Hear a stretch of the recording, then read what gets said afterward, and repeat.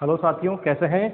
सुयान academy में एक बार फिर से आप लोगों का हार्दिक स्वागत है। और फर्स्ट ग्रेड फिजिक्स की जो वीडियो लेक्चर सीरीज है इसमें हम चल रहे थे मैग्नेटोस्टैटिक्स पे। ठीक है, तो मैग्नेटोस्टैटिक्स में जो है हम लोगों ने बायोसावर्ट का जो लॉ है उस पर हम चल रहे थे, जिसके अंदर मैंने आपको खूब सारे एग्जाम्पल करा दिए थे। और कल मैंने आपको दो जो क्वेश्चन है वो घर पे करने के लिए दिए थे। ठीक है, तो वो दो क्वेश्चन थे वो मैं एक बार लिख देता हूँ, आपको बताता हूँ क्या आंसर रहेगा उसका। फटाफट फटाफट उसका रिकॉल करते हैं। ये इस तरह से आपको गिवन थे। करंट आई इस तरह से थी, ठीक है, और यहाँ से जो है ये पॉइंट ओ था, ये रेडियस ए, और ये जो रेडियस थी वो थी आपकी बी रेडियस। ठीक है, देन उसके बाद के अंदर जो है करंट आई फ्लो कर रही थी, तो इसकी डायरेक्शन कुछ इस तरह से हो गई हमारे पास।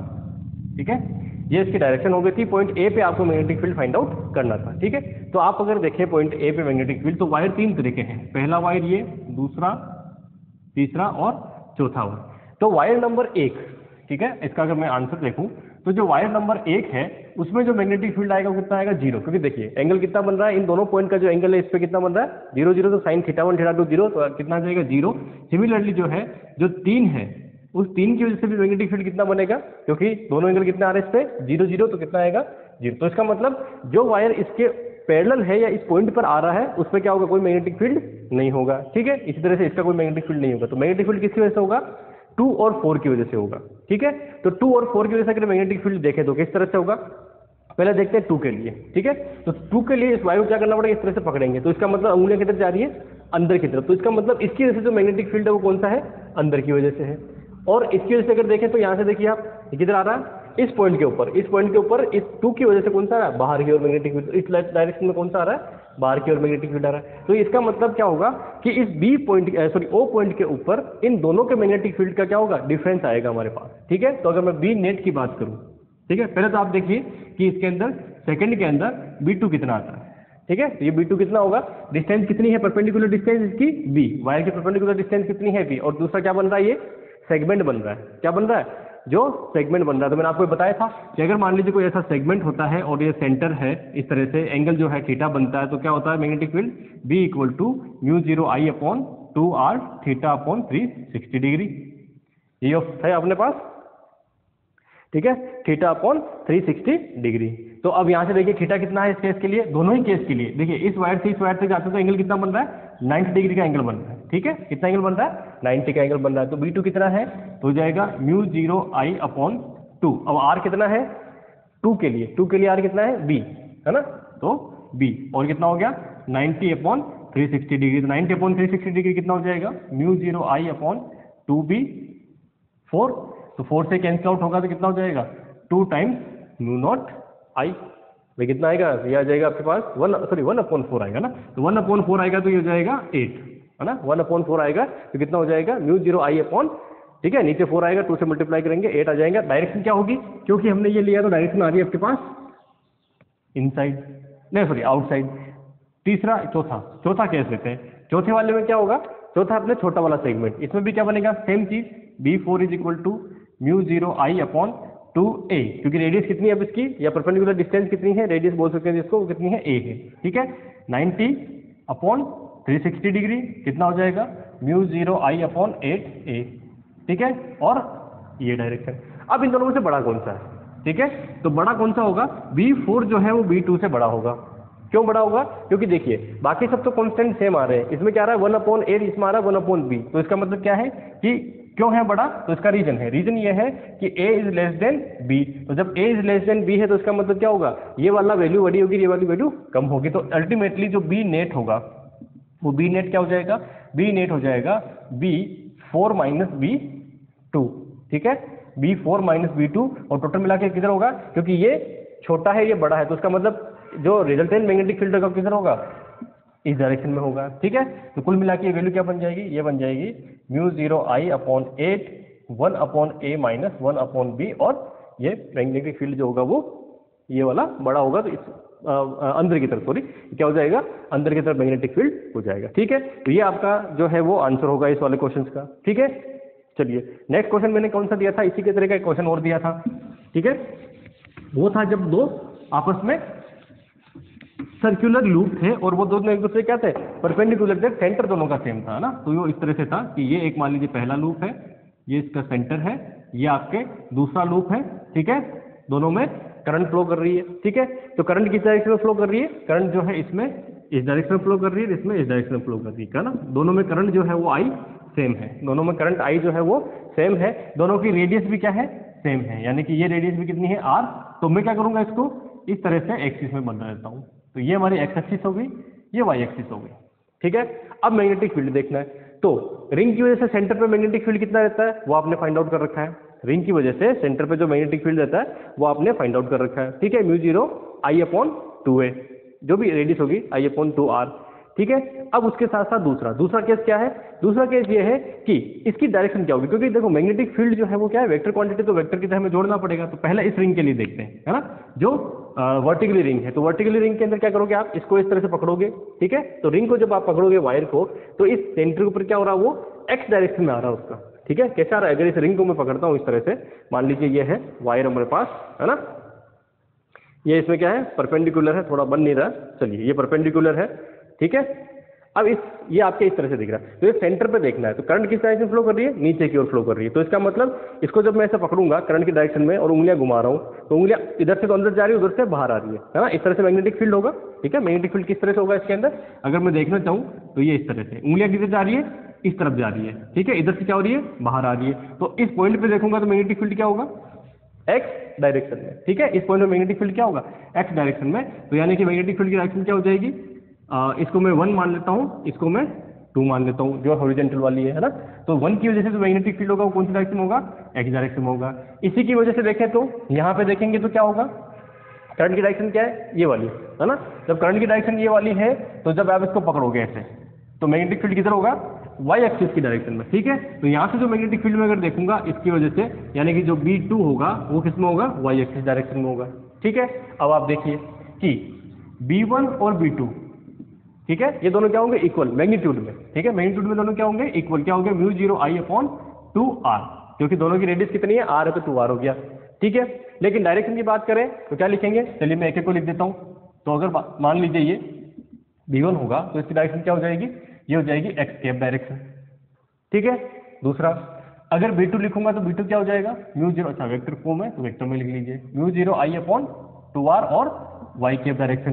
टोटल मिला के बी नेट निकालना है, ठीक है। बी नेट क्या होगा, B1 प्लस B2, ठीक है। तो क्या आ जाएगा, म्यू 0 आई अपॉन 2r, ठीक है, X cap plus Y cap, X cap plus Y cap, आपको क्या चाहिए इसका, मान लीजिए मैग्नीट्यूड, तो मैग्नीट्यूड कैसे निकालेंगे, बी नेट का, तो मैग्नीट्यूड हो जाएगा म्यू 0 आई अपॉन 2r, ठीक है। एक्स कैप और आई कैप का मैग्नीट्यूड क्या होता है, अगर रिजल्टेंट देखेंगे तो क्या होता है, √2, तो क्या आ गया, कुल मिला के म्यू 0 आई, ठीक है, √2 से इसको कैंसिल कर दीजिए, तो ये आपका आंसर हो जाएगा,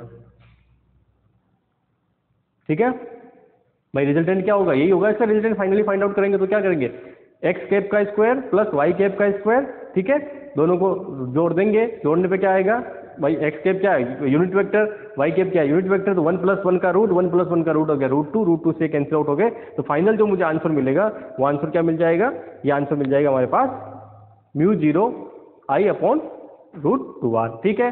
डायरेक्शन पूछेंगे तो डायरेक्शन क्या हो जाएगी, क्योंकि देखिए डायरेक्शन देखेंगे तो दोनों को क्या होगी, ये वाली डायरेक्शन, ठीक है, यूनिट वेक्टर निकालेंगे तो डायरेक्शन कौन सी हो जाएगी इसकी, ये वाली जो है इसकी डायरेक्शन हो जाएगी, ठीक है। चलिए, तो कुल मिला के जो है यह कह सकते हैं कि एक्स एक्सिस से कितना 45 डिग्री, ठीक है। डायरेक्शन की बात करूंगा तो क्या होगा 45 डिग्री, भाई इसमें डायरेक्शन और दोनों ही आएगी ना, नेट के अंदर देखेंगे तो वेक्टर फॉर्म में, ठीक है। और ये इसका क्या हो गया, मैग्नीट्यूड का फॉर्म हो गया। चलिए, तो ये क्वेश्चन मैंने आपको दिए थे और लगभग जो है मैग्नेटिक फील्ड के इसी तरह के आपको क्वेश्चंस मिलेंगे जो मैं आपको करवा चुका हूं। बस आपको क्या ध्यान रखना है, आपको ये ध्यान रखना है, आपको रिंग मिलेगी, आपको वायर मिलेगा, ठीक है। वायर के लिए क्या फॉर्मूला है वो आपको पता होना चाहिए, रिंग के लिए क्या फॉर्मूला होगा वो आपको पता होना चाहिए। रिंग आधी है तो थीटा के साथ कैसे वो उसका फॉर्मूला होता है, तो 3 फॉर्मूले हैं, इन 3 फॉर्मूले से बहुत सारी सिचुएशन यानी कि लाखों सिचुएशन बना जा सकती है, जो आप देखेंगे तो आपको मिल जाएगी, है ना।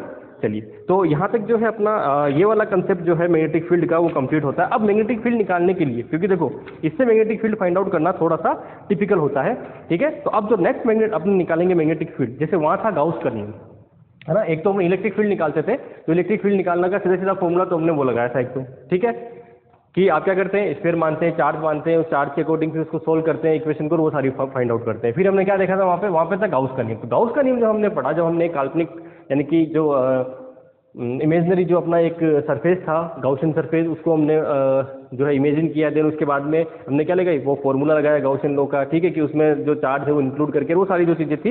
इसी तरह से एम्पियर ने यहाँ दिया, यानी कि जो गाउस का लॉ वहाँ पे काम करता है इलेक्ट्रिक फील्ड फाइंड आउट करने के लिए किसी सिमेट्री के लिए। सिमिलरली यहाँ क्या होगा, वही स्फेरिकल, पोलर और सब सिमेट्री जो हमने पढ़ी थी, सिलेंड्रिकल सिमेट्री, स्फेरिकल सिमेट्री, जो ऐसी सिमेट्रियाँ हैं, इनके लिए जो है हमें अगर मैग्नेटिक फील्ड फाइंड आउट करना है, ठीक है, तो मैग्नेटिक फील्ड फाइंड आउट करने के लिए नियम जो आया था वो किसका आया था, वो आया था एम्पियर्स लॉ। ठीक है, तो हमारे पास आज जो अपना नया टॉपिक होगा वो क्या होगा,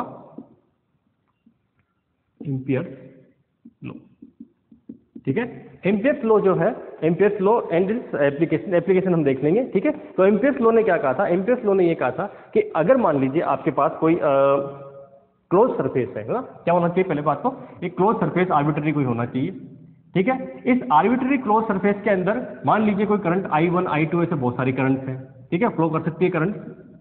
ठीक है, IN करंट है मान लीजिए, है ना, तो जो IN करंट है, इन करंट का जो सम होगा, या फिर कह सकते हैं इन करंट की वजह से जो मैग्नेटिक फील्ड होगा किसी पॉइंट पे, वो मैग्नेटिक फील्ड होगा, तो उसका जो लाइन इंटीग्रल होता है मैग्नेटिक फील्ड का, वो लाइन इंटीग्रल जो है वो क्या होता है, क्या ध्यान रखना है, line integral of magnetic field. ठीक है, line integral of magnetic field, ठीक है, is equal to mu times of total current enclosed by loop, close loop है ना, लूप भी कौन सा होना चाहिए, क्लोज लूप होना चाहिए। ठीक है, क्या होना चाहिए कि जो line integral of magnetic field है वो क्या होगा, line integral of magnetic field, तो ये हमारा पास हो गया line integral of magnetic field. इस मैग्नेटिक फील्ड का जो लाइन इंटीग्रल, लाइन कौन सी, अब ये लेते हैं अपन, सपोज करिए ये डायरेक्शन है हमारी लाइन इंटीग्रल के लिए, जो भी हमने क्लोज लूप माना है। ठीक है, जो इमेजिनरी क्लोज लूप है, उस क्लोज लूप के अंदर जितनी भी करंट होगी उन सबका क्या होगा, लाइन इंटीग्रल जो होगा वो क्या होगा, म्यू टाइम्स ऑफ समीशन आई होगा। ठीक है, म्यू टाइम्स ऑफ समीशन आई होगा। ये समीशन आई का मतलब क्या है, समीशन आई का मतलब है कि जितनी भी करंट है वो, चाहे अब इसमें क्या है, समीशन भी कौन सा है, टोटल, इसका क्या होना चाहिए, टोटल करंट के अंदर ये जो लेंगे हम, कौन सा लेंगे समीशन, ये समीशन ये शो कर रहा है इसका एल्जेब्रिक समीशन है ना,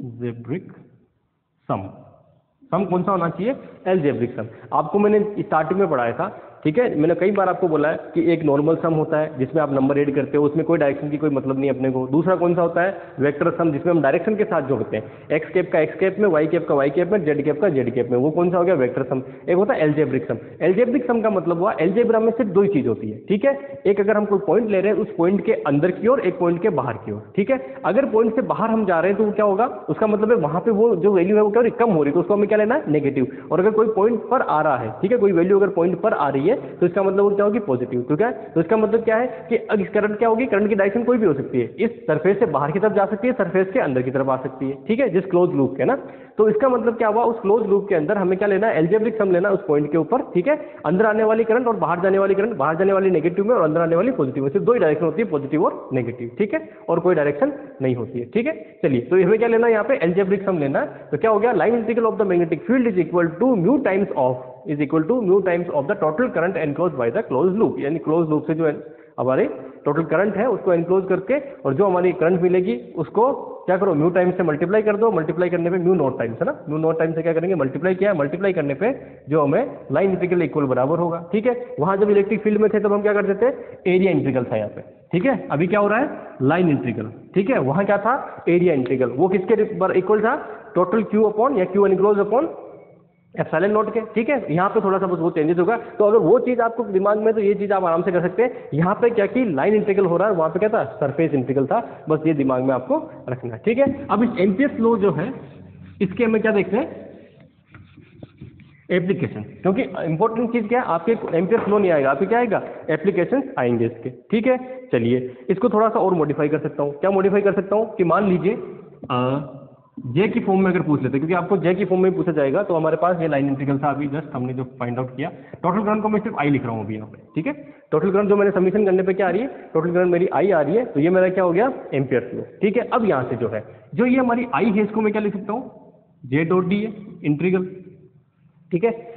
इसका मतलब क्या होता है जे का मतलब होता है करंट पर यूनिट एरिया, और एरिया भी कौन सा है, परपेंडिकुलर वाला, यानी कि अगर ऐसे करंट जा रही है तो उसके परपेंडिकुलर क्रॉस सेक्शनल एरिया है, तो per unit cross sectional area कितनी करंट निकल रही है उसे हम क्या बोलते हैं, जे बोलते हैं, ठीक है। तो इसका मतलब क्या होता है, जे इज इक्वल टू होता है D I upon D A, ठीक है। तो आई इक्वल टू क्या हो गया, इंटीग्रल जे डी ए कौन सा, सरफेस इंटीग्रल, ठीक है। कौन सा इंटीग्रल हुआ, सरफेस इंटीग्रल हुआ। तो ये हमारा कौन सा हो रहा है, सरफेस इंटीग्रल हो रहा है, यानी कि एरिया इंटीग्रल जिसको बोलते हैं, है ना।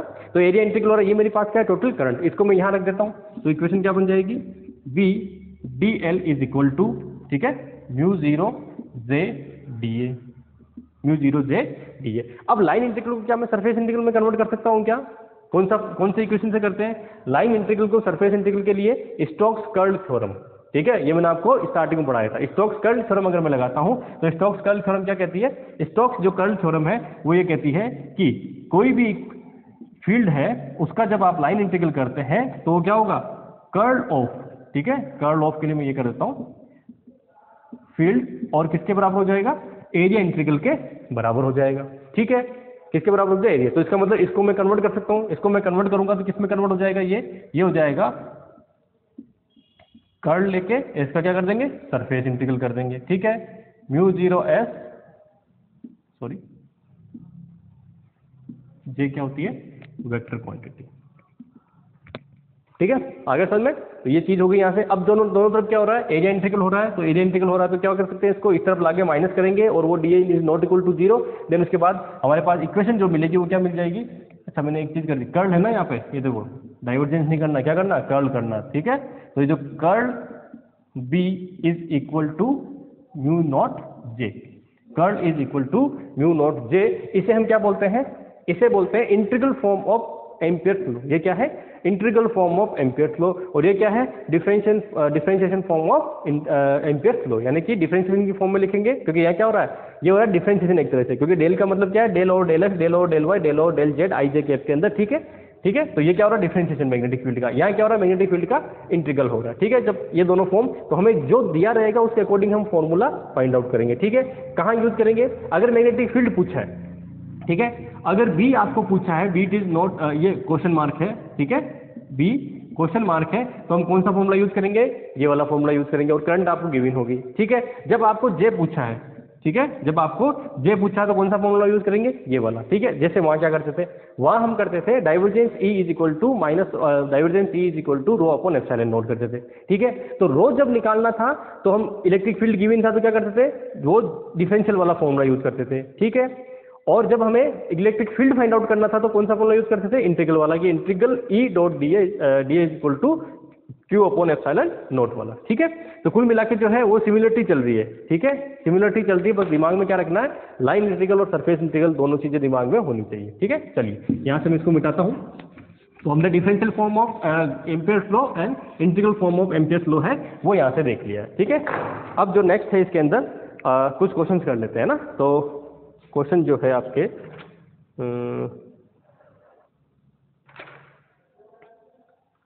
सबसे पहले वायर का ही देख लेते हैं, ठीक है। पहला है ना, पहला है कि magnetic field due to current carrying wire, ठीक है, कि अगर मान लीजिए करंट कैरिंग कोई वायर है उसकी वजह से मैग्नेटिक फील्ड कितना होगा, ठीक है। तो मान लीजिए ये आपके पास कोई वायर है, इसमें करंट कितनी फ्लो कर रही है, आई फ्लो कर रही है, इससे आपको क्या करना है, डी डिस्टेंस पे, ठीक है, एक पॉइंट पी है जहां पे आपको क्या करना है, मैग्नेटिक फील्ड फाइंड आउट करना है, ठीक है। तो जब इसके ऊपर मैग्नेटिक फील्ड फाइंड आउट करना है तो क्या करोगे आप, सिंपल सी बात है, मैग्नेटिक फील्ड के लिए क्या लगाएंगे, एम्पियर। तो यानी कि मुझे क्या बनाना है, सबसे पहले तो एम्पियर जो है लूप बनाना है। तो लूप क्या होगा, ये इस तरह का एम्पियर लूप हो गया, ठीक है, सर्कुलर लूप, है ना, जिसने क्या किया, इसको कंप्लीटली क्या किया, कंप्लीटली इसको सराउंडेड कर दिया ना। जब ये सराउंडेड हो गया कंप्लीटली, देन उसके बाद मुझे क्या लगाना है, एम्पियर्स लॉ लगाना है। एम्पियर्स लॉ क्या था कि B dot D L is equal to mu zero I, B dot D L is mu zero I. I क्या है? आई वो करंट है जो इससे कंप्लीटली जो हमारा लूप है, इस लूप के अंदर है ना, इसके बाहर वाली से हमें मतलब नहीं, सिर्फ अंदर वाली से, जिसके ये क्लोज है जिससे, ठीक है। तो एनक्लोज किससे है? इस सरफेस से, ठीक है। डी इसकी क्या हो गई? रेडियस हो गई। तो इस तरह से हमने इसको सोल्व कर लिया। अब मुझे क्या करना है यहाँ पे? सीधा सीधा लगाना है। बी क्या है? बाहर ले लिया, ठीक है। बी बाहर ले, पहले डॉट प्रोडक्ट कर लीजिए। डॉट प्रोडक्ट से क्या मिल जाएगा? बी डी एल मिल जाएगा, ठीक है। बी डी एल मिलके ये हो जाएगा म्यू जीरो आई। बी को मैंने बाहर ले लिया, ये हो जाएगा हमारे पास क्लोज सरफेस के लिए म्यू जीरो आई। 3 स्टेप में हो जाएगा। जो अपने को बहुत सारा वहाँ टाइम लगा था, हमने उसको थीटा में कन्वर्ट किया, सब चीजें करी, वो सब भूल जाएंगे यार, सब कुछ सिंपल सा हो जाएगा, ठीक है। ये क्या बन जाएगा? बी। ये कितना होगा? इसका अगर मैं लाइन इंटीग्रल करता हूँ सरफेस का, तो कितना बनेगा? 2 पाई आर भाई, रेडियस कितनी होती है? 2 पाई आर। आर की जगह क्या है? डी दे रखा है, तो क्या हो जाएगा? 2 पाई डी म्यू जीरो आई। तो बी इज इक्वल टू क्या हो गया? Mu zero I upon 2 pi D. अब मैग्नेटिक फील्ड के लिए डायरेक्शन कैसे निकालते हैं? डायरेक्शन का वही फॉर्मूला है। इस तरफ जाओगे तो डायरेक्शन क्या होगी? अंदर की ओर। इस तरफ आओगे तो डायरेक्शन क्या होगी? बाहर की ओर, जो हमने फाइंड आउट कर रखी है, ठीक है, इस तरह से। तो ये हमारे पास क्या हो गया? मैग्नेटिक फील्ड हो गया, ठीक है। चलिए, हो गया। बड़ा सिंपल सा क्वेश्चन है ना। चलिए इसको मैं रहने देता हूँ, क्योंकि बार बार मुझे यूज करना है। अब मान लीजिए इसी क्वेश्चन को थोड़ा सा और चेंज कर देते हैं, ठीक है। अब आपके पास जो करंट, जो वायर है, उस वायर का आपको जे दिया हुआ है, ठीक है। क्या दिया हुआ है? जे आपके पास गिवन है। और ये वायर थोड़ा सा मोटा, यानी कि एक सिलेंडर है। क्या है? एक सिलेंडर है।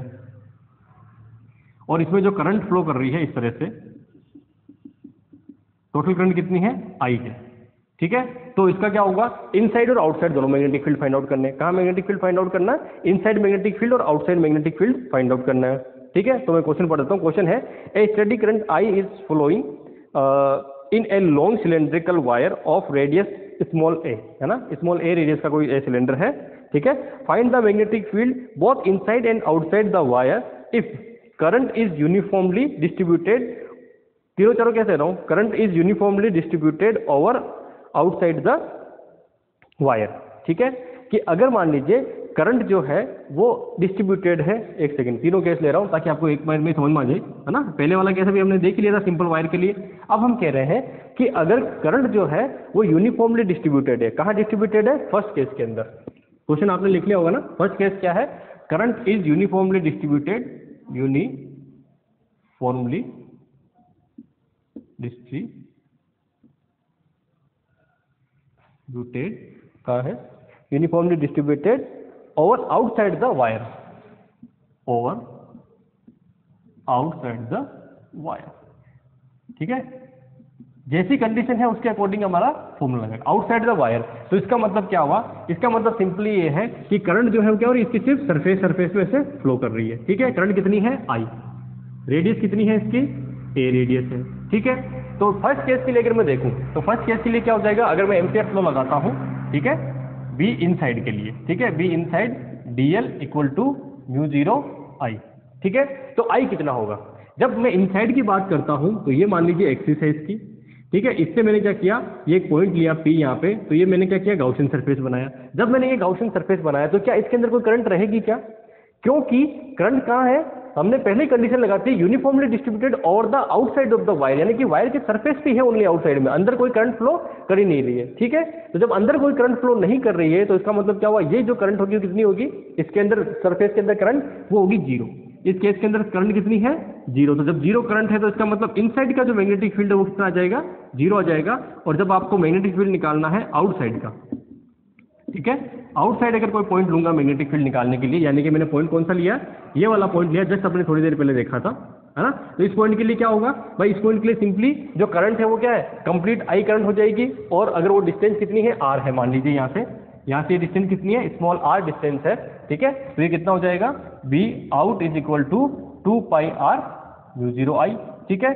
तो B out is equal to mu zero I upon 2 pi R, ये हमारा आंसर हो जाएगा आउटसाइड के लिए, ठीक है। कोई समस्या नहीं है। अब इसका दूसरा क्वेश्चन, ठीक है, इसमें मैंने सारे क्वेश्चन कर दिए, एक ही क्वेश्चन में आपको सारे क्वेश्चन मिल जाएंगे। दूसरा जो पॉइंट है वो क्या कह रहा है वो सुनिए। दूसरा पॉइंट कह रहा है current is uniformly distributed through out the volume. अगर पूरे के पूरे वॉल्यूम में करंट जो है वो डिस्ट्रीब्यूटेड है तब क्या होगा? तो इसका मतलब क्या हुआ? थोड़ा सा चेंज करेंगे अब इसको, ठीक है। अब क्या चेंजेस करेंगे? ये जो मैंने करंट यहाँ मानी थी, ये तो ठीक है ना। करंट तो यहाँ मानी थी, अब वो क्या हो रही है, पूरे के पूरे वायर में डिस्ट्रीब्यूटेड है और कैसी है, यूनिफॉर्मली डिस्ट्रीब्यूटेड है। सबसे इंपॉर्टेंट चीज क्या है कि यूनिफॉर्मली डिस्ट्रीब्यूटेड है, ठीक है। अब ये टोटल करंट कितनी मेरी आई हो गई। तो सबसे पहले मुझे क्या देखना है, आउटसाइड के लिए निकाल लेता हूँ, फिर इनसाइड के लिए निकाल लेंगे, ठीक है। ये दोनों सरफेस तो बने रहने देते, आउटसाइड और इनसाइड। ये डिस्टेंस जो है आर, ये डिस्टेंस भी आर है ना। इनसाइड आउटसाइड की बात हम कर रहे हैं टी और उसके लिए। तो अब आ जाते हैं फिर से, तो अगला क्वेश्चन जो है सेकंड, वो क्या है, uniformly distributed through out the volume. Uniformly distributed in volume बोल देते ना सीधा, सिंपली में, लंबा थोड़ा नहीं लिखना पड़े, है ना। तो यूनिफॉर्मली डिस्ट्रीब्यूटेड इन वॉल्यूम, ठीक है, समझ जाना कि यूनिफॉर्मली डिस्ट्रीब्यूटेड है पूरे वॉल्यूम के अंदर, तो क्या होगा, है ना। तो जब यूनिफॉर्मली डिस्ट्रीब्यूटेड है उस केस के अंदर क्या हो जाएगा, पहले आउटसाइड में चलते हैं, ठीक है। तो जो मेरा बी आउटसाइड है ना, वो हो जाएगा B out dot D L, ठीक है, म्यू जीरो आई। तो करंट कितनी है टोटल, आउटसाइड वाला सरफेस है तो सारी की सारी करंट को एनक्लोज कर रहा है, तो इसका मतलब करंट कितनी होगी आई, और ये कितना हो जाएगा आउटसाइड, और रेडियस कितनी बनेगी डीएल करेंगे तो 2 pi R mu zero I. तो B out is equal to mu zero I upon 2 pi R. ये सेम है क्योंकि पूरी की पूरी करंट को ले रहा है, उस केस में भी सेम था, इस केस में भी सेम था, ठीक है। अब आ जाते हैं इनसाइड की बात करते हैं, तो इंटीग्रल बी इन डीएल, ठीक है, बी इन डीएल और उसके बाद में म्यू जीरो आई, ठीक है। अब मुझे इसकी आई की बात करनी, तो इसको मैं क्या कहता हूँ आई डैश, क्योंकि करंट कितनी है मेरे पास, आई डैश करंट होगी, पूरी की पूरी करंट नहीं है इसके अंदर। इस वायर में से कितनी करंट निकलेगी, सिर्फ और सिर्फ इस वायर में से जो है वो कितनी करंट निकलेगी, मुझे उसकी बात करनी है। अब ये जो करंट है ये क्या हो रही है, इसके अंदर पूरे वॉल्यूम में जा रही है, ठीक है। उस वॉल्यूम में भी कौन से, इस जो एरिया है वो देखना हमें कि परपेंडिकुलर, भाई इस लेंथ में तो पूरे में वायर जा ही रही है, तो किस में से निकल रही है, यानी कि मान लीजिए ये मेरा एरिया है, ठीक है, इस एरिया में से करंट इस तरह से आगे बढ़ रही है, तो इसका मतलब ये जो सामने इसके एरिया है उस पर यूनिट एरिया वो चेंज हो रहा है। यहाँ पे क्या हो रहा है, पर यूनिट जो एरिया है वो एरिया चेंज हो रहा है, ठीक है। तो इस जो सरफेस से हमारे ए पूरा अगर रेडियस लेते हैं, है ना, तो आई डैश मुझे निकालना है, तो टोटल आई जो होती है वो किसमें फ्लो कर रही है, तो टोटल आई है वो तो किसमें फ्लो कर रही है, या कह सकते हैं कि यहाँ से मैं अगर वो नियम लगाता हूँ कि पाई ए स्क्वायर में जो करंट फ्लो कर रही है वो कितनी कर रही है, आई कर रही है, ठीक है। तो 1 में कितनी करेगी, I upon pi a square, ठीक है। तो पाई आर स्क्वायर में कितनी करेगी, I upon pi a square into pi R square, पहुंच गया ना 5वीं क्लास में, ठीक है। तो यहां से क्या होगा, पाई से पाई कैंसिल, तो इसका मतलब मेरे पास इसमें जो करंट फ्लो कर रही है उसको मैं क्या बोल रहा हूँ, आई डैश बोल रहा हूँ। तो आई डैश कितनी हो जाएगी, आई डैश हो जाएगी I R square upon A square, ठीक है, I R square upon A square हो जाएगी, वो मैं यहाँ रख दूंगा। तो मेरा जो बी इन निकलेगा वो कितना होगा, 2 पाई आर, वो तो फिक्स है, 2 पाई आर, ये हो जाएगा mu zero I R square upon A square, इससे ये कैंसिल आउट, तो जो बी इन निकलेगा वो कितना हो जाएगा, mu zero I upon 2 pi a square और आर, 2 पाई ए स्क्वायर और आर, ठीक है। डायरेक्शन को आपके सोचना ही नहीं है, डायरेक्शन क्या हो जाएगी, जो भी करंट है करंट फ्लो करेगी उसके अकॉर्डिंग हमारी डायरेक्शन आ जाएगी, ठीक है। भाई करंट कैसे फ्लो कर रही है, इस डायरेक्शन में करंट फ्लो कर रही है ना, तो करंट के उस करंट के डायरेक्शन में करंट के डायरेक्शन में फ्लो कर रही है, उस डायरेक्शन में अंगूठा लीजिए और ये इस तरह से, तो इसका मतलब डायरेक्शन क्या होगी, ऑलवेज फाई कैप, यानी ये डायरेक्शन कौन सी होती है, फाई कैप वाली डायरेक्शन होती है, ठीक है। तो फाई कैप में क्या रहेगा, मैग्नेटिक फील्ड रहेगा, यहाँ पे भी क्या रहेगा, फाई कैप डायरेक्शन में क्या रहेगा, मैग्नेटिक फील्ड रहेगा, ठीक है। तो आ गया समझ में। तो इसका मतलब क्या हुआ, इसका मतलब ये हुआ कि यहाँ जो मैग्नेटिक फील्ड है वो क्या हो रहा है, आर के प्रोपोर्शनल आ रहा है, और यहाँ जो मैग्नेटिक फील्ड आ रहा है वो क्या आ रहा है, आर के इनवर्सली प्रोपोर्शनल आ रहा है, ठीक है। ये सबसे क्या है, कांस्टेंट है। यहाँ क्या आ रहा है, आर के प्रोपोर्शनल, यह क्या है 1 अपॉन आर के प्रोपोर्शनल आ रहा है जब ऐसा हम केस लेते हैं, ठीक है। चलिए ये भी हो गया हमारे पास, ये भी मिल गया, और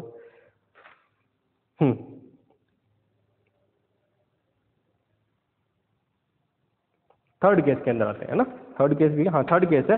थर्ड केस ये कह रहा है कि अब जो आपका करंट है ना, अब जो आपका करंट है वो यूनिफॉर्मली डिस्ट्रीब्यूटेड तो है, लेकिन वो कौन सा है, नॉन यूनिफॉर्मली डिस्ट्रीब्यूटेड है। नॉन यूनिफॉर्मली डिस्ट्रीब्यूटेड होने का मतलब क्या हुआ, यानी कि पर यूनिट एरिया अगर मैं देखूं इसमें, तो करंट की वैल्यू क्या रहेगी, अलग अलग रहेगी, वो क्या होगा, इसके साथ चेंज होती जा रही है, ठीक है। तो अगर ऐसा कोई केस है तो इसमें क्या है, current is distributed in a such a way that the current density J is proportional to R, ठीक है। अब क्या है, जो डिस्ट्रीब्यूशन है वो कैसा है, थर्ड वाला केस है, ये कह रहा है कि जो हमारी करंट डेंसिटी है, ठीक है, current density J is proportional to R, ठीक है। J is proportional to R, that is J is equal to K R. अगर ऐसा कोई केस है ना, तो अब ये वाला केस नहीं है, ठीक है। अब हमें क्या दिया हुआ है, जे गिवन है, तो जे अगर दिया हुआ है तो उस केस के अंदर मुझे क्या देखना है कि अगर ऐसा कोई केस है तो उस केस में कैसे इलेक्ट्रिक फील्ड या फिर जो है अपना मैग्नेटिक फील्ड है वो फाइंड आउट करनी है, ठीक है। तो आ जाइए इस केस के अंदर। अब हमारे पास क्या है कि कोई इसी की तरह से चलेंगे कि सबसे पहले मुझे क्या देखना आउटसाइड के अंदर, तो बी आउटसाइड डॉट डीएल, ठीक है, B outside dot DL is equal to mu zero. अब यहाँ पे क्या है, क्योंकि हमारे पास करंट आई नहीं है, ठीक है, चलो करंट आई लिख दीजिए। तो आई को फिर आप क्या लिखते हो, आई को लिखते हो जेड डॉट डी, ये लिखते हो सरफेस इंटीग्रल, ठीक है, क्या लिखते हो जेड डॉट डी ए, ठीक है। अब जे जो है वो क्या है, अब जे ऑब्वियसली आपको है कि गिवन किस तरह से, वायर में इस तरह से जे होगा, तो जे इस तरह से होगा, इसका मतलब क्या, ए कौन सा लेना है, ए हमेशा वो लेना है। तो जब भी डॉट प्रोडक्ट होता है, तो मैंने आपको क्या बोला, जब भी डॉट प्रोडक्ट होता है तो अपने डी ए जो है वो डायरेक्शन क्या होगी, ये डी ए की डायरेक्शन होगी, है ना, एन कैप जिसको बोलते हैं, ये हमारे पास क्या होगी, डी ए की डायरेक्शन होगी, जो किस तरफ होगी, एन कैप की तरफ होगी, है ना। तो मुझे कौन सी डायरेक्शन लेनी है, वही डायरेक्शन लेनी है जो क्या हो, जो जब डॉट प्रोडक्ट होता है, तो मैंने वहां पे भी आपको बताया था। अब जैसे यहाँ पे है, तो यहाँ हम क्या कर रहे हैं, मैग्नेटिक फील्ड की कौन सी डायरेक्शन ले रहे हैं, यानी कि डीएल की कौन सी डायरेक्शन ले रहे हैं, जो मैग्नेटिक फील्ड की डायरेक्शन वो, यानी कि फाई के वाली डायरेक्शन, तो वो क्या होती है 2 पाई आर। तो ये तो सीधा सीधा बन गया, बी आउट 2 पाई आर, है ना, आर डिस्टेंस पे ले रहे हैं आउटसाइड में, ठीक है। अब यहाँ आ जाते हैं, ये है म्यू जीरो। अब यहाँ पे मुझे क्या देखना है, पहले तो जे रखना है, तो जे कितना है, के आर है, ठीक है। एरिया कौन सा लेना है, एरिया लेना है इस डायरेक्शन, ये डायरेक्शन कौन सी होती है, जेड डायरेक्शन। तो जेड कैप डायरेक्शन के अंदर सिलेंड्रिकल पोलर कोऑर्डिनेट में एरिया क्या होता है बताइए, जेड डायरेक्शन में, ठीक है। तो जेड डायरेक्शन में जो एरिया होता है वो होता है हमारे पास डी आर और डी फाइव जेड कैप, है ना, R D five Z cap, ये एरिया होता है। तो जब ये एरिया होता है तो ये एरिया हम क्या करेंगे, यहाँ पर रख देंगे। समझ में आ रही मेरी बात, एरिया में कंफ्यूज होंगे आप, जब इंटीग्रल करोगे तो आपको जब इस तरह से डॉट प्रोडक्ट का इंटीग्रल मिलता है, और ऑलवेज आपको डॉट प्रोडक्ट का मिलेगा। तो जब डॉट प्रोडक्ट का मिलता है, इलेक्ट्रिक फील्ड में भी हम ऐसे ही कर रहे थे, तो डॉट प्रोडक्ट में जिस तरफ आपकी ये क्वांटिटी है उसी तरफ वाला हमें एरिया लेना है, जिस तरफ आपका बी है उसी तरफ वाला हमें एल लेना है। जिस तरफ आपका वी में तो कोई डायरेक्शन होती नहीं है, तो कोई समस्या है नहीं अपने पास, ठीक है। तो यहाँ पे मुझे क्या करना है, कैसे समझ में आए कि मुझे ये वाला लेना, एरिया तो बहुत सारा होता है ना भाई, इसके अंदर एरिया जब मैंने आपको पढ़ाए थे किसमें, सिलेंड्रिकल कोऑर्डिनेट सिस्टम में, तो एरिया कितने थे, 5-6 टाइप के एरिया पढ़ाए, उसके फॉर्मूले अलग अलग थे। तो यहाँ कौन सा लूँ, तो यहाँ कौन सा लेना है उसको डिपेंड करता है कि आप इंटीग्रल किसके रिस्पेक्ट में कर रहे हैं, डॉट प्रोडक्ट किसके साथ में हो रहा है उसके अकॉर्डिंग हमें देना होता है, ठीक है। चलिए, तो जब आगे इसको देखते हैं तो कुल मिला के जो है हमारा अच्छा, मैंने इसमें कैप लिखा नहीं था, ये डायरेक्शन क्या होगी इसकी, जेड कैप डायरेक्शन दे रखी है ना, कौन सी डायरेक्शन दे रखी है, जेड कैप दे रखी है, क्योंकि दिख ही रहा है, क्योंकि आपके पास मैंने बताया था सारी जो चीजें हैं वो करंट इसी डायरेक्शन में जा रही है, जब इसी डायरेक्शन में जा रही है इसका मतलब क्या है, जेड कैप डायरेक्शन होगी, ठीक है। चलिए, तो नेक्स्ट मुझे क्या करना है, अब इसका इंटीग्रल करना है, तो इंटीग्रल क्या हो जाएगा, यहाँ से रखेंगे तो आर डी फाइव, ठीक है। तो आर डी फाइव कितना हो जाएगा, म्यू जीरो के, तो आपका बार कॉमन आ गया, और ये हो जाएगा आर स्क्वायर डी आर, ठीक है, और डी फाइव। आर स्क्वायर कहाँ से कहाँ तक जाएगा, क्योंकि आप कहाँ से कहाँ तक जा रहे हैं, 0 से a तक, क्योंकि देखो जे जो है वो सिर्फ इस वायर में होगा, ठीक है, जे क्या इस वायर में है, इस वायर के बाद जे थोड़ी है, तो इसका मतलब क्या हुआ, 0 to a हो गया। 5 कहाँ से कहाँ तक जाएगा, 5 पूरा का पूरा एंगल, यानी कि कितना होता है, 0 to 2 पाई होता है। तो कुल मिला के क्या हो गया, म्यू जीरो के आर कितना हो गया, a क्यूब, तो a क्यूब बाई 3, ठीक है, 0 का वो हो जाएगा, यहाँ से कितना जाएगा 2 पाई, तो इस 2 पाई से 2 पाई कैंसिल आउट, तो जो आपको बी आउट मिलेगा इस केस के लिए वो कितना हो जाएगा, म्यू जीरो के आई है क्या, नहीं है, के है, सॉरी आई नहीं है, म्यू जीरो के ए क्यूब डिवाइडेड बाय 3 और आर, ठीक है, डायरेक्शन वही फाई कैप डायरेक्शन, ठीक है। तो इक्वेशन क्या बन जाएगी हमारी, तो इक्वेशन जैसे हम देखें तो इसका सॉल्यूशन मिल जाएगा म्यू जीरो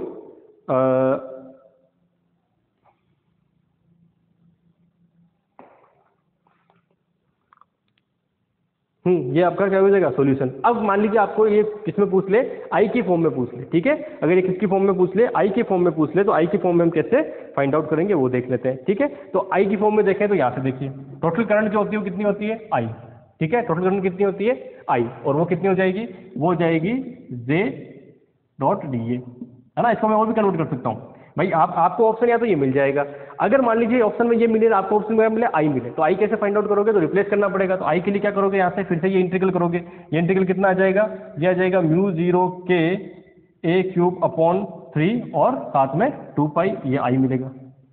ठीक है, तो यहाँ से के की वैल्यू कितनी आ जाएगी, तो के की वैल्यू जो अगर निकालोगे तो इधर आप इसको रिप्लेस कर दीजिए। ठीक है, जैसे ही आप इसको रिप्लेस करेंगे तो ये हो जाएगा 3i अपॉन 2 पाई म्यू 0 ए क्यूब। ठीक है, 3i, ठीक है, अपॉन 2 पाई म्यू 0, अच्छा म्यू 0 नहीं है, सॉरी म्यू 0 मैंने यहाँ से ले लिया, ये सिर्फ इसका इंटीग्रल क्या होगा, यही होगा क्योंकि म्यू 0 तो यहाँ मल्टीप्लाई में था, ये आपको मिल गया।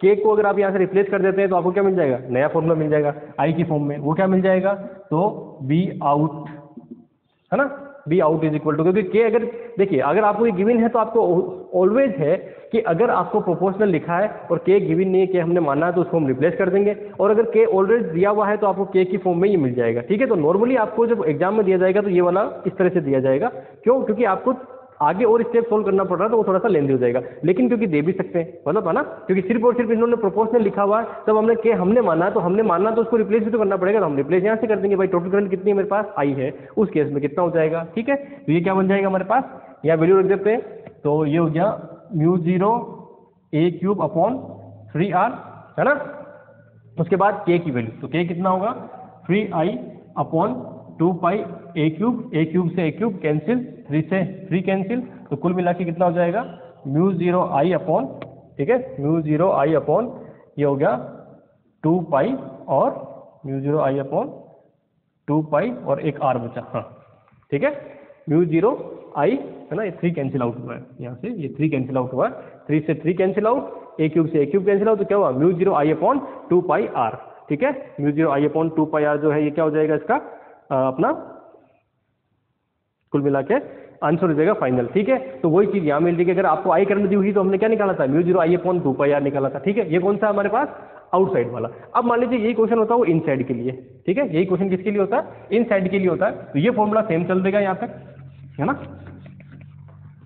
इसको मैं छोड़ दूं, हाँ ये हो गया, इसको हटा देते हैं। अब आते हैं किसके लिए, इनसाइड के लिए। तो जब इनसाइड की हम बात करेंगे तो इनसाइड में क्या हो जाएगा, इनसाइड के अंदर जो है हमारे पास ये बी इनसाइड, ठीक है, तो बी इनसाइड की बात करते हैं तो बी इनसाइड हमारे पास क्या हो जाएगा, सिंपली जो है बी इन 2 पाई आर, ठीक है, बी इन 2 पाई आर, ये रहा बी इन 2 पाई आर। इधर आ जाइए, इधर है म्यू 0, इंटीग्रल में देखिए जे कितना है, जे है के आर, ठीक है, जे कितना है हमारे पास के आर। अब यहाँ से देखिए जब जे के आर है और इस वाले फॉर्म की बात करें तो इंटीग्रल के में क्या लिखेंगे, वही जेड कैप वाला, तो जेड कैप वाला क्या हो जाएगा आर डी फाई। ठीक है, सबसे इंपॉर्टेंट क्या है, सबसे इंपॉर्टेंट ये है कि आप ये इंटीग्रल की वैल्यू क्या लगा, जो लिमिट है वो क्या लगाओगे। तो अब जब आप ये इस पॉइंट से इस पॉइंट तक की बात कर रहे हैं, यानी कि इस पॉइंट की बात कर रहे हैं, तो इसका मतलब बाहर वाला पॉइंट तो रहेगा नहीं। इसका मतलब हमने इससे पहले तो क्या देखा कि पूरा जे जो था या पूरी करंट थी वो थी ए तक फैली हुई थी, वो सारी काम आ रही थी। अब कहाँ तक काम आ रही है, सिर्फ आर तक काम आ रही है। तो इसका मतलब इंटीग्रल की लिमिट क्या होगी, 0 to r होगी, ठीक है, डी आर के साथ। और डी फाइव क्योंकि ये पूरा बन ही रहा है, ये सर्कल तो पूरा बन ही रहा है ना, तो इसका मतलब पूरा हम उसको रोटेट करवा रहे हैं 2 पाई तक। ठीक है, तो ये क्या हो गया म्यू 0 के सीधा सीधा क्या हो जाएगा आर क्यूब अपॉन 3, और इधर से क्या मिलेगा आपको 2 पाई। ठीक है, 2 पाई आर से 2 पाई आर कैंसिल आउट कर देंगे, 2 पाई से 2 पाई कैंसिल, यहाँ से अगर कैंसिल आउट करेंगे तो आर कैंसिल आउट हो जाएगा, तो मेरा बी जो इन मिलेगा, ठीक है, बी इन मिलेगा वो हो जाएगा म्यू 0 के और क्या बचेगा 3, इधर से कोई नहीं आ रहा, इधर से आर स्क्वायर। ठीक है, ये बचेगा म्यू 0 के डिवाइडेड बाई 3, ये कैंसिल आउट हो गया, आर स्क्वायर यहाँ आ जाएगा, यहाँ से कुछ आना नहीं, पूरा कैंसिल आउट हो गया। तो ये मेरे पास क्या होगा, के की फॉर्म में वैल्यू मिल जाएगी। ठीक है, तो के की फॉर्म में वैल्यू कितनी मिलेगी, तो के की फॉर्म में जो वैल्यू मिलने वाली वो ये। अब आगे क्या कर सकते हो, इसको चेंज कर सकते हो। ठीक है, क्या चेंज कर सकते हो, के की वैल्यू आप यहाँ रखेंगे, के की वैल्यू रख के यहाँ से सोल्व कर लेंगे। के की वैल्यू क्या मिलेगी आपको, वही वाली वैल्यू मिलेगी। जब आप इसको यहाँ पे रख के सोल्व करेंगे तो बी इन जो डायरेक्टली आएगा, देख लेना ये आएगा हमारे पास आर स्क्वायर तो रहेगा क्योंकि उधर आर स्क्वायर है नहीं, 3 से 3 कैंसिल आउट हो जाएगा, और सॉरी के रहेगा नहीं तो ये आई रहेगा यहाँ पे, तो म्यू 0 आई अपॉन और लास्ट में बचेगा 2 पाई ए, है ना, तो 2 पाई ए क्यूब, 2 पाई ए क्यूब और ए स्क्वायर। ठीक है, यही वैल्यू मिलेगी, एक बार देख लेता हूँ, mu 0 I R square upon 2 पाई ए के क्यूब। ठीक है, ये आपको वैल्यू मिल जाएगी। क्या करना है, इस के की वैल्यू हमने निकाली थी वो यहाँ रख दीजिए, आपको फाइनली आंसर मिल जाएगा। ये इसकी डायरेक्शन फाई के हो जाएगी। ठीक है, तो मैंने सारे के सारे जो केस है इसी एक केस में ले लिए। ठीक है, अगर कांस्टेंट करंट है, ठीक है, कांस्टेंट करंट है तो क्या होगा, करंट अगर यूनिफॉर्मली डिस्ट्रीब्यूटेड है तो क्या होगा, ठीक है, कांस्टेंट करंट है कहाँ पे, सरफेस पे। पहला केस कौन सा था, ओनली सरफेस पे थी तो क्या होगा, जब उसके अंदर पूरी में कांस्टेंट करंट फ्लो कर रही है तो क्या होगा। और तीसरा केस कौन सा लिया, अगर जो है आपका करंट डेंसिटी, खुद करंट जो है वो आर के साथ चेंज हो रही है, तो इसका मतलब क्या था, आर के प्रोपोर्शनल होने का मतलब यहाँ करंट जीरो है, यहाँ थोड़ी बड़ी, यहाँ थोड़ी बड़ी, यहाँ थोड़ी बड़ी, ऐसे करते करते जहाँ जितना दूर जाओगे वैसे करंट की वैल्यू क्या हो रही है, बढ़ती जा रही है। उस केस में यानी कि नॉन यूनिफॉर्म अगर केस है तो उस केस में क्या होगा, करंट डेंसिटी अगर चेंज। अब अगला क्वेश्चन आप करके देख लेना कि अगर मान लीजिए करंट डेंसिटी जो है वो क्या है, 1/r है। ये क्वेश्चन आप घर पे करना, इसके लिए क्या वैल्यू निकलती है देखें कि जो आपका करंट डेंसिटी है वो प्रोपोर्शनल है किसके, 1/r के प्रोपोर्शनल है। अब आप निकालिए कि इसका उल्टा कर दिया ना मैंने, क्यों, इसका मतलब क्या हुआ, यहाँ करंट ज्यादा है, यहाँ धीरे धीरे क्या होगी, करंट कम होती जा रही है। अगर ऐसा कोई केस है तो उस केस के लिए क्या होगा, ठीक है, और भी बना सकते हैं। अगर करंट डेंसिटी वो क्या है, r+r² में है तो क्या होगा। ठीक है, इस तरह से आपके बहुत सारी इक्वेशन में जितनी टिपिकल बना सकता हूँ उतनी बना सकता हूँ। ठीक है, चलिए, तो ये वाला जो केस है वो हमने सिलेंडर, एक तरह से देख सकते हैं सिलेंड्रिकल जो कोऑर्डिनेट सिस्टम है, तो सिलेंड्रिकल कोऑर्डिनेट सिस्टम के लिए हमने ये देख लिया है। ठीक है, अब आता है प्लेनर कोऑर्डिनेट सिस्टम। तो प्लेन जो कोऑर्डिनेट सिस्टम है उसके लिए हम कल देखेंगे, क्योंकि आज हमारे पास इतना समय नहीं है कि हम प्लेन के लिए देख पाएंगे। ठीक है, तो या देखें, टाइम तो लगेगा, देखो तो अपन इसको कल ही देखते हैं, या तो कल ये सिलेंड्रिकल और एक तो रहेगा प्लेनर सिमेट्री के लिए। इसमें से अगर देख लेते हैं कोई क्वेश्चन ऐसा हो कि जो करवाया जा सकता है। ये सारे मैंने केस ले लिए हैं आपके लिए, ये वाला केस भी हो गया है, हाँ ये सारे केस हो गए हैं। तो ये टोराइड वगैरह ये हम नेक्स्ट टाइम में ही देखेंगे। तो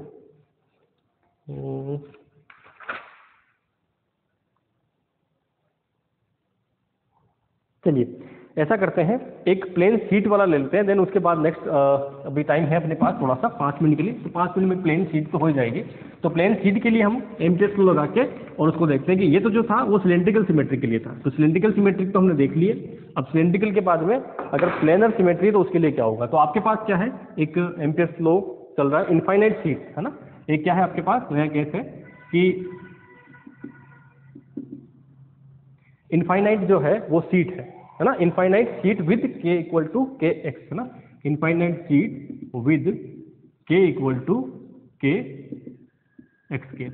समझ पा रहे हो, ये जो k है कौन सा है, मैंने आपको पहले ही कहा था जब हम शीट की बात करेंगे तो यहाँ पे k लेंगे, तो k कौन सा लेंगे, मैंने आपको पहले ही बताया था, सरफेस करंट। ठीक है, सरफेस करंट क्या थी, di/dl बताया था ना मैंने स्टार्टिंग में, तो ये हम वो यूज करेंगे यहाँ पे, और इसीलिए मैंने आपको पढ़ाया था। ठीक है, ये हम जब सीनियर सेकेंडरी में जाएंगे तो नहीं पढ़ेंगे, लेकिन क्योंकि हमारे बीएससी कोर्स में है ना, तो यूजी और पीजी कोर्स में, तो हम उस वाले केस की बात हम करना चाह रहे हैं यहाँ पे। ठीक है, तो इनफाइनाइट एक क्या है, शीट है, इनफाइनाइट शीट नहीं लिखा, सॉरी ये लिख दीजिए इनफाइनाइट शीट। तो इनफाइनाइट एक शीट है जिसकी करंट डेंसिटी कौन सी, सरफेस करंट जो डेंसिटी वो कितनी दे रखी है, kx दे रखी है, या सरफेस करंट की दे रखी है, और क्या है वो जो शीट है वो कुछ इस तरह से पड़ी हुई है। ठीक है, तो ये आपकी एक्स एक्सिस हो गया, ये वाई एक्सिस हो गया, और ये जेड एक्सिस हो गया।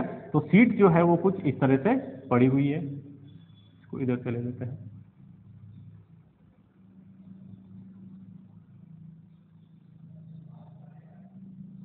ठीक है, एक्स एक्सिस में है तो इसका मतलब करंट कैसे फ्लो कर रही है, ये इस डायरेक्शन में करंट फ्लो कर रही है। ठीक है, समझ में आ रहा है आपको, इस डायरेक्शन में करंट, क्योंकि जिस डायरेक्शन में ये होगी के उसी डायरेक्शन में क्या करेगी, करंट फ्लो करेगी। ठीक है, इनफाइनाइट दे रखी है। अब देखिए कि इसकी वजह से अगर मैं मैग्नेटिक फील्ड देखना चाहूँ तो आप सबसे पहले मैग्नेटिक फील्ड की बात करते हैं कि मुझे क्या निकालना है, इस इनफाइनाइट शीट की वजह से मैग्नेटिक फील्ड निकालना है। तो इस पर मैग्नेटिक फील्ड होगा तो क्या होगा, करंट जैसे यहाँ फ्लो कर रही है ना, ये करंट क्या कर रही है, इनफाइनाइट शीट भी यहाँ फ्लो कर रही है, तो मैग्नेटिक फील्ड कैसे होगा, इधर से जाएगा उधर से बाहर आ जाएगा, यानी कि मैग्नेटिक फील्ड की डायरेक्शन क्या रहेगी, कुछ इस तरह से रहेगी, इधर अंदर जा रहा है इधर बाहर आ रहा है। ठीक है, अगले पे करंट जाएंगे तो क्या होगा, इधर अंदर जा रहा है इधर बाहर जा रहा है, इस तरह से रहेगी, यही रहेगी करंट की। अगर मैं डायरेक्शन देखना चाहूँ तो इसका मतलब क्या हुआ, ये शीट का सेंटर है, ये शीट का क्या सेंटर है, करंट उधर से आ रही है ना, समझ पा रहे हो, ये करंट आपके इधर से आ रही है। तो इसके अंदर जो है अपने पास शीट के अंदर, उस शीट के अंदर क्या हो रहा है कि यहाँ से अगर अपन देखें तो करंट जो फ्लो कर रही है वो एक डायरेक्शन में फ्लो कर रही है, ये मैंने आपको बता ही दिया था अभी है ना, ये हमारी के है। ठीक है, अब नेक्स्ट देखिए कि नेक्स्ट ये है यहाँ से कि मैं क्या करता हूँ, इस सीट को किस तरह से तोड़ सकता हूँ। ये जो सीट है मुझे किस तरह से दिख रही है, ये सीट इस तरह से दिख रही है। पहली बात तो ये कहाँ पर पड़ी है, एक्स वाई प्लेन में पड़ी है। कहाँ पड़ी है, एक्स वाई प्लेन में पड़ी है। अब दिख कैसे रही है मुझे, ये इस तरह से दिख रही है कि ये मान लीजिए बहुत सारे जो वायर हैं वो क्या एक दूसरे के पास पास पड़े, तभी सीट बनेगी। बहुत सारे वायर एक दूसरे के पास पड़े, उनमें करंट फ्लो कर रही है, ठीक है। तो जब बहुत सारे वायर इस तरह से पड़े हुए हैं और वो एक दूसरे के ऐसे पास पास है, अब मैं इसमें क्या देख रहा हूँ, मुझे देखना मैग्नेटिक फील्ड की डायरेक्शन, ठीक है। तो मैग्नेटिक फील्ड की डायरेक्शन, करंट इस तरह से बाहर की ओर आ रही है, इस तरह में अंगूठा किया, एक घुमाया, तो जैसे अंगूठा करके घुमाया, तो इसका मतलब क्या, इधर से नीचे जा रही है, यानी कि इधर मैग्नेटिक फील्ड की डायरेक्शन नीचे की ओर, इधर ऊपर की ओर, ठीक है। तो ये इधर ऊपर की ओर, इधर नीचे की ओर, इधर ऊपर की ओर, इधर नीचे की ओर, ये ऊपर की ओर और ये नीचे की ओर। तो इसका मतलब क्या हुआ, इसका मतलब ये हुआ कि ये मैग्नेटिक फील्ड ऐसे, तो ये ऐसे, ये ऐसे, तो ये ऐसे, फिर ये ऐसे, तो ये ऐसे, तो ये क्या करेंगे, एक दूसरे को कैंसिल हो। तो इसका मतलब क्या हुआ, इसका मतलब ये हुआ कि जेड डायरेक्शन में, ठीक है, जेड डायरेक्शन में कोई मैग्नेटिक फील्ड नहीं होगा, ठीक है। तो be in Z direction is zero. क्यों, क्योंकि ये दोनों एक दूसरे को सेटिस्फाई कर रहे हैं। बी इन, या सॉरी, हाँ, बी इन वो वाला इन नहीं है, ये है मैग्नेटिक फील्ड वाला। तो be in Z direction is zero, क्यों, क्योंकि एक दूसरे को कैंसिल आउट कर रहे हैं। तो बी की डायरेक्शन क्या होगी, तो देखिए दूसरा कि हम यहाँ पे जब मैग्नेटिक फील्ड फाइंड आउट करते हैं, तो मैग्नेटिक फील्ड में क्या करते हैं, करंट इस तरह से करते हैं ना, कि जो हमारा के है उसको हम क्रॉस करते हैं किसके साथ, आर कैप के साथ, है ना। के का किसके साथ होता है, आर कैप के साथ। अगर मान लीजिए मुझे सीट के ऊपर कोई पॉइंट लेता हूँ मैं यहाँ पे, ठीक है, सीट के ऊपर मैं कोई पॉइंट लेता हूँ, ठीक है, आर कैप डायरेक्शन में, तो ये कौन सी है हमारे पास, जेड कैप डायरेक्शन।